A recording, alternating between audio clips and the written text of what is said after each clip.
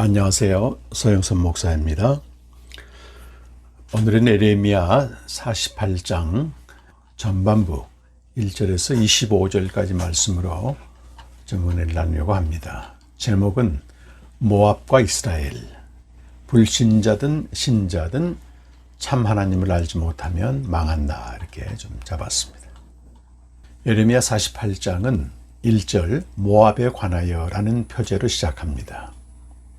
모압은 서쪽으로는 유다의 사해가 위치했고 동쪽으로는 사막으로 둘러싸여 있었습니다. 또 남쪽으로는 세렛 강에 닿고 북쪽으로는 아르논 강에 닿아 있었습니다. 성경에 앞에 들어오면 지도를 올려놨으니 참고하시기 바랍니다. 48장 모압에 대한 예언은 7개의 일련의 시로 구성되어 있습니다. 그리고 각각의 시는 여호와의 말씀이니라 라는 동일한 말씀으로 구분하고 있습니다. 25절, 30절, 또 35절, 38절, 43절, 44절, 47절 이렇게 각각 여호와의 말씀이니라 이런 부제가 붙어 있습니다. 모압에 대한 예언의 주된 내용은 심판에 대한 것입니다. 그러나 메시아 시대를 표상하는 마지막 날 47절 마지막 절에는 모압이 구원의 반열에 서게 될 것을 내다보고 있습니다. 오늘 말씀 모압에 대한 예언의 배경은 정확하게 결정짓기가 어렵습니다. 그것은 7개의 단락이 여러 상황을 취합해서 구성되어 있기 때문입니다. 다만 오늘 1절에서 25절을 보면 모압을 파괴하는 자는 확실히 바벨론의 느부갓네살로 추정됩니다. 이것을 보게 되면 감안하면 48장의 배경은 BC 605년 이후로 파악이 되겠습니다. 모압은 유다와 마찬가지로 바벨론의 느부갓네살이 갈그미스 전투에서 승리를 거둔 후 팔레스틴에 진입했을 때 바벨론에 항복하였습니다. 그리고 이후 바벨론에게 충성하는 봉신국이 됩니다. 그러다 BC 600년에서 598년 사이 유다 왕 여호와김이 바벨론의 반란을 일으켰을 때 모압은 그때 바벨론에게 충성을 했습니다. 열왕기하 24장 2절에 보면 이 모압은 유다의 반란을 진압하려고 한 바벨론과 공조했습니다. 함께 유다를 쳐서 멸하려고 한 것이죠. 그 후에 모압은 시드기야 시대에 잠시 바벨론에 대한 반란에 참여했습니다. BC 589년경으로 추정됩니다. 하지만 이후에 유다가 바벨론의 최후로 저항했을 때는 또 초연한 자세를 취합니다. 아마 이때 유다가 멸망했을 때 경쟁국의 멸망을 기뻐했던 것 같습니다. 이 사건은 유다가 멸망하고 또 모압이 그들을 보고 좀 조롱하고 기뻐했던 이 사건은 두 민족 간에 오랫동안 잠재했던 증오심을 다시 강하게 불타오르게 한 것 같습니다. 자, 에레미야 48장 이외에도 모압에 대한 심판의 예언이 여러 곳에서 나오고 있습니다. 이사야 15장 16장과 에스겔서 25장 8절에서 11절, 아모스 2장 1절에서 3절, 스바냐 2장 8절에서 11절 여러 곳에 모압에 대한 심판의 예언이 나오고 있습니다. 자, 이들을 예언서에서 지적하는 모압의 죄는 이스라엘이 언약 백성 이스라엘이 재난을 당할 때 그 이스라엘을 보고 조롱하고 기뻐한 것이었다, 이렇게 기록하고 있습니다. 오늘 1절에서 25절, 48장 1절에서 25절은 첫 번째 시에 해당됩니다. 여호와의 말씀이니라 마지막 25절에 표기되어 있습니다. 이 본단락에서는 바벨론으로 추정되는 파괴자에 의해서 모압이 심판받을 것을 예언하고 있습니다. 오늘 본문에 보게 되면 모압에 대한 심판은 눈에 아주 띄게 많이 언급하는 지명으로 인해 상당히 주목할 만합니다. 여기서 주목할 것은 눈에 많이 띄고 있죠. 지명이. 여기 나오는 지명들은 한때 유다의 르우벤이나 갓지파에 속한 것을 포함하고 있습니다. 즉 모압의 북쪽 경계인 아르논강 이 북부 도시를 포함하고 있는데 이때는 모압의 평창기에 속했던 지역입니다. 그만큼 팽창했다고 하는 거죠. 자, 만군의 하나님께서 모압의 도시들에 대해서 심판을 선언하십니다. 2절에서 4절 보면은 여러 도시들이 거명되고 있는데 느보, 기랴다임, 미스갑, 헤스본, 만멘은 디몬이라고도 말하고요. 호로나임 등 여러 도시들이 파괴됩니다. 그래서 모압의 찬송 소리가 다 없어지게 되고 어린아이들이 부르짖게 되고 이제 모압이 멸망당하는 그런 각 도시마다 이런 파괴가 이루어지게 됩니다. 5절에 보니까 심판이 임한 모압 사람들이 루힛 언덕으로 올라가면서 울고 호로나임 내리막길에서 파멸의 고통스러운 울부짖음을 또 듣습니다. 이때 외치는 소리가 들리는데 6절의 쉬운 성경이 이렇게 표현하고 있습니다. 달아나라, 목숨을 건져라, 광야의 떨기나무가 바람에 날리듯 그렇게 가라, 도망하라는 겁니다. 여기 쉬운 성경에서는 떨기나무로 번역되어 있는데 개역개정에서는 노간주나무, 소 일종의 사막의 관주라고 할 수 있습니다. 번역되어 있습니다. 구약 성경 마소라사보는 이 대목을 아로엘이라고 표현하고 있는데 라틴어 역본에서는 아로엘을 노간주나무로 번역했습니다. 이 도금 읽는 것이 비슷합니다. 아로엘과 노간주나무를 뜻하는 아로엘 비슷합니다. 자, 모압은 자신의 업적과 보물을 의지함으로 정복을 당할 것입니다. 모압의 신 그모스도 그의 제사장들과 관리들과 함께 사로잡혀 갈 것입니다. 여기 업적의 히브리어 마세는 기술로도 번역합니다. 자, 모압 백성은 그모스 신을 섬기며 자신들의 기술과 부우, 풍요를 의지했습니다. 그런데 그들이 멸망할 때 그모스 신과 그 신을 섬기는 제사장들과 관리들도 다 포로로 끌려갑니다. 자, 여기서 그모스 신이 포로로 끌려간다고 하는 말씀은 그 신이 무력하다는 것을 의인화해서 표현한 것입니다. 자, 멸망시키는 자, 바벨론을 뜻합니다. 멸망시키는 자가 성읍마다 쳐들어올 것이며 어떤 성읍도 이것을 피할 수 없을 것입니다. 골짜기는 폐허가 되고 고원도 황폐하게 될 것입니다. 자, 9절에 보니 외치는 자의 소리가 들립니다. 너희는 모압에게 날개를 달아주어 마음껏 도망치게 하여라. 모압의 성읍들은 이제 아무도 살 수 없는 황무지가 되고 말 것이다. 여기 9절에 모압의 날개를 달아주어 마음껏 도망치게 하라라는 말은 새 번역에 보면 모압에 소금을 뿌려 황폐하게 하여라 라고도 이게 번역한다고 되어 있습니다. 이것은 날개로 번역한 히브리어 시스가 소금으로도 번역하기 때문입니다. 고대 사회에서 소금을 뿌리는 행위는 파멸의 징조를 뜻합니다. 그래서 9절을 쉬운 성경을 보게 되면 소금을 뿌려라 이렇게 번역이 되어 있어요. 모압의 밭에 소금을 뿌려라. 그것은 황무지가 될 것이다. 모압의 마을들은 아무도 살지 않는 폐허가 될 것이다. 이렇게 번역하고 있습니다. 또 10절은 괄호 처리가 되어 있습니다. 삽입구절입니다. 자, 모압을 파괴하는 일은 여호와 일인데 이 일을 게을리하는 자는 저주를 받을 것이다. 또 피를 흘리지 않고 다시 거두는 자도 저주를 받는다. 자, 이 말은 모압에 대한 심판의 집행을 신속히 해야 되고 철저히 해야 된다는 뜻입니다. 이 문자적으로 보면 여호와의 일을 게을리하는 자는 저주를 받는다. 이 앞뒤 문맥을 싹둑 잘라내고 이것만 보게 되면 굉장한 오해를 불러일으키게 됩니다. 어떤 멀지각한 목사는요, 이 10절 말씀을 근거로 해서 교회 봉사를 촉구하기도 합니다. 성도들에게. 여호와의 일을 게을리하는 자는 저주를 받는다 이런 식으로 말입니다. 교회 봉사를 게을리하는 저주를 받는다. 이 굉장히 무지한 성경의 무지한 신자들을 겁박하는 겁니다. 또 어떤 사람들은요 이 말을 두려워해서 억지 열심을 내기도 합니다. 이것은 전형적으로 문맥을 무시한 문자적인 해석입니다. 굉장히 어리석고 무모한 맹신을 조장하게 되는 것입니다. 사실 모압은 그동안 안정되고 평탄한 삶을 향유했습니다. 오늘 11절에 보면 인접한 이스라엘처럼 재난이 임하거나 포로로 끌려가지 않았습니다.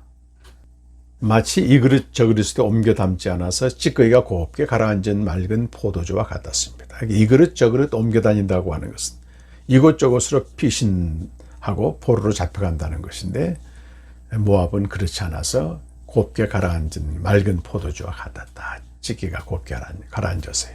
그래서 맛이 그대로 남아있고 향기가 변하지 않는 포도주와 같았다고 말하고 있습니다. 그런데 이제 하나님이 그들에게 술 거르는 사람들을 보내실 것입니다. 그래서 찌꺼기가 곱게 가라앉은 포도주를 전부 뒤엎어버리고 즉 파괴자들이 그들에게 와서 다 이 포도주를 쏟아버리고 그릇들을 비우고 병들을 깨뜨려 버릴 것이라고 그 말씀하십니다. 자, 오늘 보면 이스라엘 백성이 베델을 의지하다가 수치를 당하였듯이 모압은 그모스 신 때문에 수치를 당할 것이라고 지금 말씀하고 있습니다. 오늘 13절 말씀인데 굉장히 중요합니다. 오늘 중심 구절이 되겠습니다. 자, 이스라엘은 언약 백성으로서 예루살렘에 그 이름을 두신 참 하나님을 예배하였습니다. 그런데 북이스라엘 왕 여로보암은 베델의 제단을 만들고 거기에 금송아 형상을 두고 그것을 하나님으로 숭배하게 했습니다. 이것이 열왕기상 12장 25절에서 33절까지 나오는 말씀입니다. 그리고 여로보암이 제정한 이 유사신앙은 대대로 이어졌고 이스라엘이 멸망할 때까지 계속됐습니다. 한 200년 정도 계속됐습니다. 그런데 이 이스라엘이 베델을 의지한 이 일은 하나님 보시기에 매우 가증한 일이었습니다. 근데 마찬가지로 모압이 그모스 신을 섬긴 것도 하나님 보시기에 가증한 일이었다는 것입니다. 그래서 이스라엘이 베델에서 숭배한 것과 또 모압이 그모스 신을 숭배한 걸 같은 반열에 두고 있습니다. 다 같이 멸망하게 되는 거죠. 자, 그러면서 모압은 오늘 14절에 보니까 우리는 용사요 전투에 능한 자들이라고 하면서 큰 소리치고 자만했습니다. 이렇게 자만하는 모압을 향하여 오늘 15절의 말씀 보니까 만군의 여호와라는 왕이 말씀하십니다. 이게 인간 용사와 만군의 여호와 왕이 극명하게 대조를 이루고 있습니다. 만왕의 왕이신 여호와께서 자긍하는 용사들을 향하여 말씀하십니다. 오늘 15절 16절을 새 번역으로 읽습니다. 모압과 그 성읍들을 멸망시키는 자가 쳐들어오면 모압의 젊은이들 가운데 뽑힌 용사들이 살육을 당할 것이다. 나는 왕이다. 그 이름 만군의 주인 내가 말하였다. 모압의 멸망이 가까이 왔고 모압에 내릴 재앙이 다가왔다 라고 되어 있습니다. 자, 이렇게 모압이 자랑하는 인간 용사들이 처참하게 살육을 당합니다. 나는 왕이다. 만왕의 왕이신 하나님 여호와께서 모압에 재앙을 내리십니다. 이제 그들의 멸망이 임박했습니다. 17절에는 모압의 주변 나라와 또 모압의 명성을 익히 알던 사람들이 모압의 멸망을 보고 애가를 부르는 그런 내용입니다. 강한 막대기, 아름다운 지팡이가 어찌하여 이렇게 꺾이고 말았는가. 주변 나라와 모압의 명성을 알던 사람들이 슬픈 노래를, 애가를 부르는 것입니다. 18절에서는 계속해서 모압의 중요한 도시인 디본에 대한 멸망이 선포됩니다. 딸 디본의 주민아, 너희는 그 영광스러운 곳에서 내려와서 메마른 맨 땅에 앉아라. 모압을 멸망시키는 자가 너 디본을 치러 올라와서 너의 요새들을 무너뜨렸다.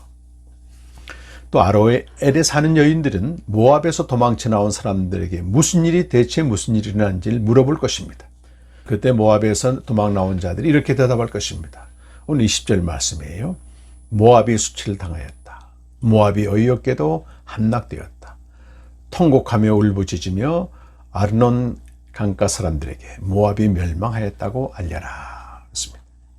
자, 21절, 24절은 산문체의 삽입구절이고 모압의 멸망에 대한 요약문입니다. 여기서는 멸망한 모압의 여러 도시를 확대해서 진술하고 있습니다. 재앙이 밀어닥친 곳은 모압의 고온지대와 훌론과 야사와 메밧과 디본과 느보와 벳디블라다임과 기랴다임과 벳가물과 벳몬과 그리옷과 보스라와 모압 땅에 원근 각처에 있는 모든 성읍들이다. 마지막 25절은 그 7개의 단락 중에서 첫 번째 단락의 요약 구문입니다. 이렇게 모압의 뿔이 잘리고 모압의 팔이 부러졌다. 나 주의 말이다. 오늘 말씀 1절에서 25절에서 모압이 심판받은 죄는 종교적인 것입니다. 그들은 그모스를 참신으로 섬기며 기술과 풍요를 향유했습니다. 그것은 북이스라엘이 베델의 제단을 쌓고 유사신앙을 따른 것과 같이 하나님 보시기에 가증한 일이었습니다. 자, 그렇다면 하나님을 알지 못해 우상을 섬기는 모압 사람이나 또 참 하나님을 등지고 유사신앙을 섬기는 이스라엘이나 똑같이 심판을 받습니다. 자, 하나님께서는 북이스라엘의 유사신앙을 두고 호세아 4장 6절에서 내 백성이 지식이 없음으로 망한다라고 하셨어요. 내 백성이 지식이 없으므로 망한다. 모압은 하나님을 믿지 않고 그모스를 섬겨서 망했고, 하나님의 백성인 이스라엘은 하나님을 알지 못해서 지식이 없어서 망한 것입니다. 그렇습니다. 오늘날도요, 망하는 것은 일반입니다. 똑같습니다. 교회 밖의 사람은 우상을 섬겨 하나님을 믿지 않기 때문에 망하고, 교회 안의 신자라도 참 하나님을 알지 못하면 망한다는 겁니다. 물론 이것이 전부는 아닙니다. 하나님은 우리가 망하는 것을 바라지 않으시고 돌이켜 살기를 원하십니다. 에스겔서 18장 23절과 32절에 보면 하나님은 악인이 죽는 것을 기뻐하지 아니하신다. 마땅히 죽을 자가 죽는 것을 기뻐하지 아니하신다. 그들이 돌이켜 살기를 원하신다라고 말씀하고 있습니다. 그래서 하나님께서는 불신자나 신자나 참 하나님을 알고 참 신앙에 이르기를 원하시는 것입니다. 자, 하나님의 아들 예수 그리스도는 참 하나님을 계시하십니다. 그 아들만이 참 아버지를 계시하십니다. 요한복음 1장 18절에 보시면 아무도 하나님을 본 사람이 없으되 아버지 품속에 있는 독생하신 하나님, 독생하신 그 아들이 나타나셨다. 독생하신 아들이 하나님을 계시하셨다고 말씀하고 있습니다. 그러므로 아들이 계시하신 아버지가 바로 참 하나님이십니다. 아까 말씀드린 호세아 4장 6절에서 내 백성이 지식이 없으므로 망한다. 여기서 지식이란 말은요, 야다라고 하는 히브리어 야다의 파생어입니다. 알다의 파생어. 이것은 단순한 정보나 이런 지식이 아니고 연합하는 겁니다. 구약에서는 말씀에 순종하는 쉐마를 통하여 하나님의 언약 안에 거하는 상태를 말합니다. 이제 신약시대에서 하나님을 아는 것은 요한복음 17장 3절의 말씀처럼 영생의 실제, 아들과 아버지 안에 거하는 것을 말합니다. 그래서 기독교 신앙의 본체는 영생을 얻어 아들과 아버지 안에 거하는 데 있습니다. 그런데 영생이 무지한 자, 아들과 아버지 안에 거하는 자는 소위 구약적으로 말하면 내 백성이 지식이 없어 망한다 하듯이 결국 사망에 이르는 것입니다. 또 지금은 그모스의 그 화신인 만몬을 숭배하는 시대입니다. 모압의 기술과 부는 만몬의 시대를 주도하는 과학과 풍요일 수 있습니다. 물론 과학과 풍요가 그 자체로 죄악이 될 수는 없어요. 다만 그것이 하나님의 자를 대체하여 숭배의 대상이 되는 것이 죄악입니다. 그리스도인은 이미 영생을 얻은 자입니다. 하지만 영생을 살지 않는 자는 영생을 알기까지 하나님이 계속해서 징계하십니다. 이때 공의의 심판을 받아들이고 말씀 앞으로 돌아와 생명을 알고 누리는 자가 정말 복됩니다. 과학과 풍요의 시대, 만몬 숭배 시대, 모든 것이 부족함이 없다고 하는 이런 시대에 거기서 돌이켜 생명으로 사는 자가 복됩니다.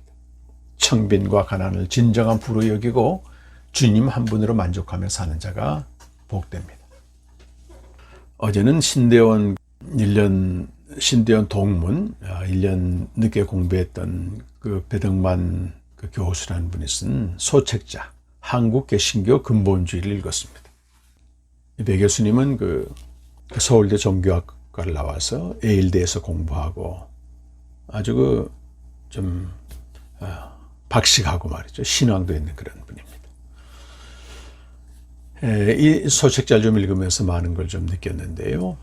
초기 선교사들에 의해 도입된 그 미국의 근본주의가 우리 한국적인 시대 상황에 부응에 맞추면서 한국 개신교의 근본주의가 되었다는 것입니다. 한국교회의 근본주의의 핵심은 성경의 문자적 해석, 축자 영감설입니다. 1.1획도 틀리지 않는다는 겁니다. 상당히 무모한 겁니다. 상식적으로 이해되지 않고 성경은 원본은 없습니다. 모두가 사본인데 사본을 만드는 과정에서 얼마든지 인간적인 오류가 생길 수가 있어요. 그런데 1.1획도 틀리지 않는다면서 문자적으로 해석하는 거 하나 하고요. 또 두 번째는 세대주의의 전천년설입니다. 존 달비라고 하는 영국의 목사가 미국에 건너와서 이 전천년설을 주장합니다. 우리 한국교회에 파다한데요.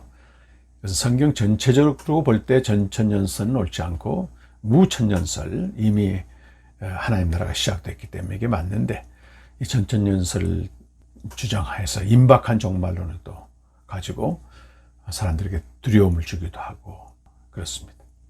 세 번째가 우리 한국만의 앞에 두 개는 미국의 근본주의인데 그 마지막 이거는 한국의 고유한 6.25 전쟁 이후에 생긴 소위 반공주의와 결합된 기독교 신앙이라고 하는 것입니다. 굉장히 오늘날도 정치적으로 중요한 이슈가 되고 있는데 주로 이제 이북으로 넘어온 6.25 전후에서 말이죠.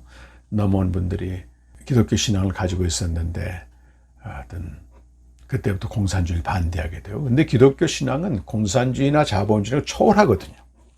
거기에 예속되거나 한쪽으로 치우치면 안 되는 것입니다.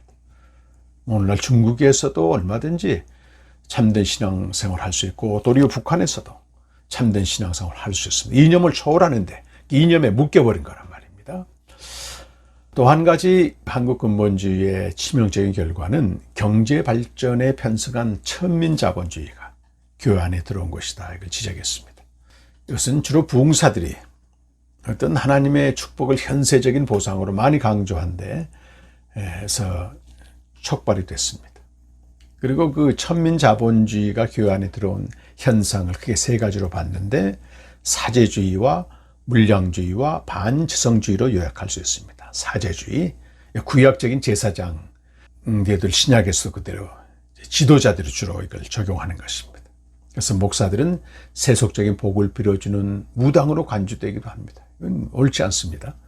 또 대형교회, 주로 부와 권력을 자녀들에게 세습하는 경우, 또 교회의 금권 선거, 이것이 바로 어떤 사제주의의 증거고, 또 두 번째 물량주의는 오직 성장에 대한 관심, 성장에 대한 욕심으로, 지나친 욕심으로 병고침, 방언 등 은사들을 남용하고 교회 건축을 수단화하는 거지. 이거는 교회 건축은 본질이 아닙니다.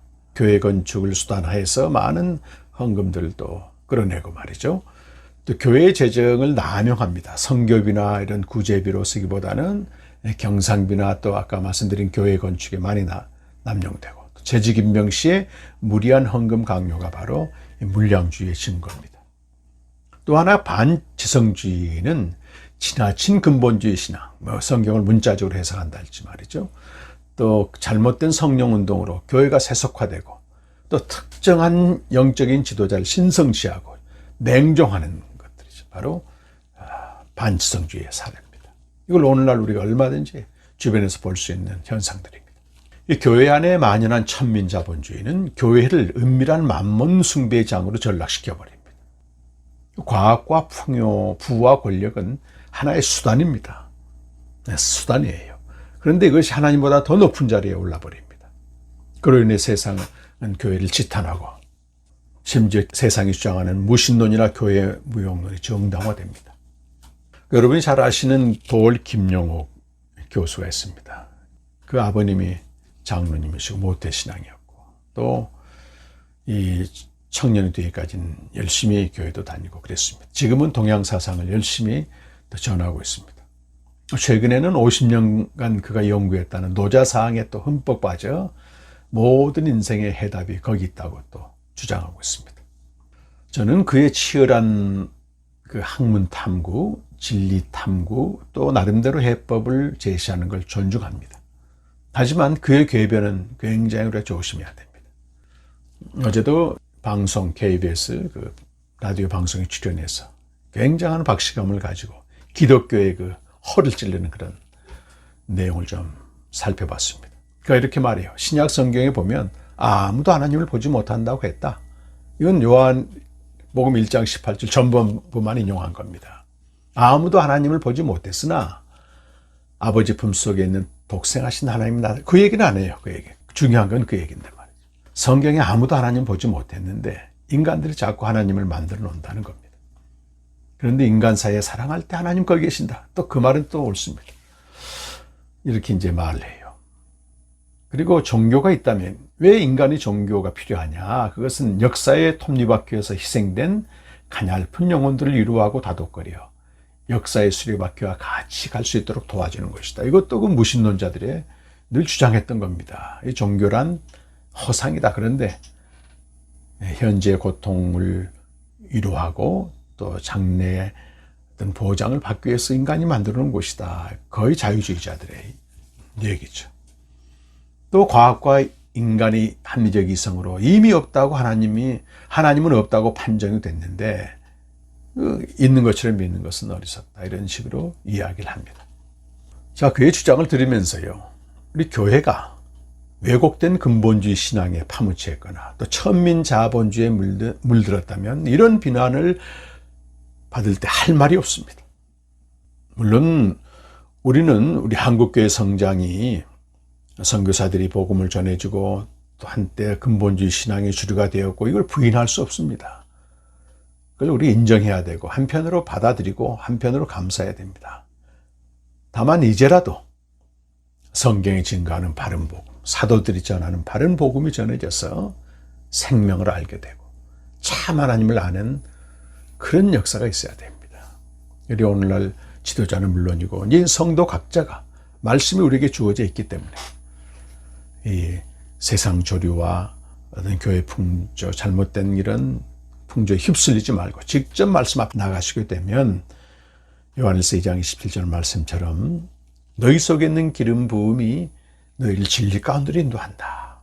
아무도 너희를 가르칠 필요가 없다. 우리 각자가 말씀 앞에 나가 성경을 묵상하고 성령께서 가르쳐 주신 걸 또 깨닫고 또 함께 말씀으로 공동체 안에서 묵상하고 이럴 때 지금은 내 신앙을 내가 지키지 않으면 이 파도에, 세상의 파도에, 만몬의 파도에 또 잘못된 교회 풍조의 파도에 휩쓸리고 마는 것입니다. 그래서 매일 말씀 앞에 나아가고 그 말씀 안에서 참 하나님을 아는 게 얼마나 참 귀한지 모르겠습니다. 얼마 전 에레미야 45장 묵상했듯이 하나님의 바르게 큰 일을 찾지 말라. 전리품처럼 준 생명을 귀하게 여기라. 그렇습니다. 뭔가 자기를 위해서 이 시대를 바꾸려고 하고 뭐 대단한 역사를 일으키려고 하고 어떤 기대를 하기보다도 그 아들이 죽으심으로 그 전리품으로 주신 이 영생, 생명을 살아내는 것. 이것처럼 가장 귀한 게 없다. 이런 은혜가 여러분에게 함께 하시길 간절히 바랍니다. 감사합니다.